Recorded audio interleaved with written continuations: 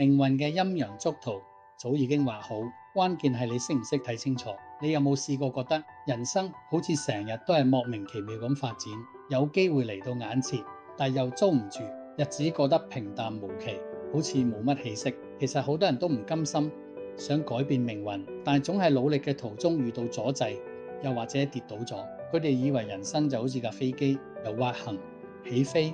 到平穩降落，最多只係遇到幾次氣流震盪咁簡單。但其實人生每個人都會有1至3次真正嘅轉捩點，就好似股市嘅陰陽燭圖咁，高高低低。如果你睇唔明，就根本唔知道咩時候應該堅持，又或者咩時候係時候放手。好多人就係因為唔了解自己，錯過咗人生最關鍵嘅時刻。透過數字能量學，我可以幫你睇清生命中嘅重要轉捩點，捉住機會喺重要嘅轉捩點翻身，捉住貴人、財運、好運嘅節奏，令你唔再迷失方向。人生唔係隨便亂行，而係順住自己嘅能量軌跡，走出屬於自己嘅高峰。如果你都想睇通自己命運嘅走勢，想知道你嘅轉運點喺邊度， WhatsApp 揾我啦 ，Manus 91314911，我會用數字幫你睇清楚。